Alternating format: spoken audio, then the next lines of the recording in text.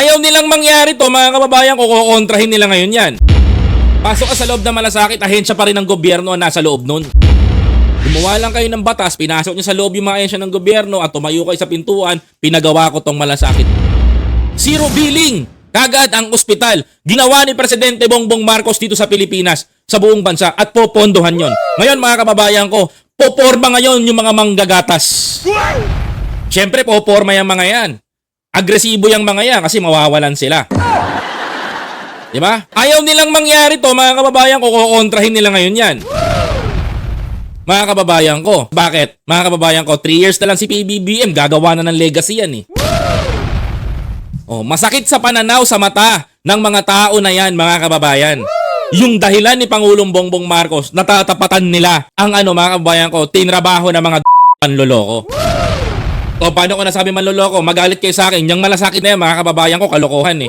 Diba? Credit grabber itong sigo. Kasi bakit, mga kababayan ko? Pasok ka sa loob ng malasakit, ahensya pa rin ng gobyerno ang nasa loob nun. Diba? Sino ngayon na nagkikredit ng pangalan? Sino ngayon na nakikita ng taong tumutulong? Yung senador, hindi yung gobyerno. Mga kababayan ko. Diba? Ngayon, nalalaman ninyo. Yan ang totoo. Ngayon, mga kababayan ko, syempre, the manggagatas senators, aalma. Mawawalan sila ng power. When, sabi nga dito, mga kababayan ko, 3 years na lang si PBBM, I know, mga kababayan, gagawa na to ng legacy. Mga kababayan ko, naiiwan niya sa ating mga Pilipino.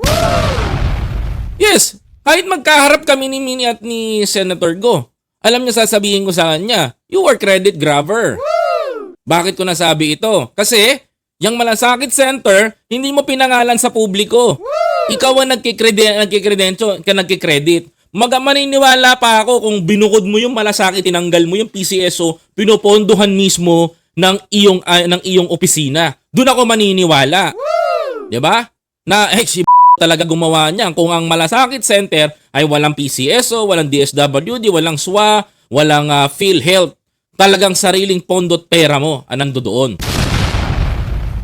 Gumawa lang kayo ng batas, pinasok nyo sa loob yung mga ahensya ng gobyerno at tumayo kayo sa pintuan, pinagawa ko tong malasakit. Yun lang ang naiambag mo. Real talk yun. Diba? Tuloy. Kung bibigyan ko ng grade itong zona ng pangulang, ibibigay ko incomplete. Bitin na bitin tayo. Kasi yung mga nabanggit nga, ito yung mga regular functions ng gobyerno na dapat ginagawa day in, day out. Yan ang dapat na malaman. Sabi ko nga po, kung Percy, Sendanya, yan po yung pantatapat natin sa sinasabi nilang nagagawa ng admin. Diba? Hindi lang kayo magkaintindihan because the fallacies.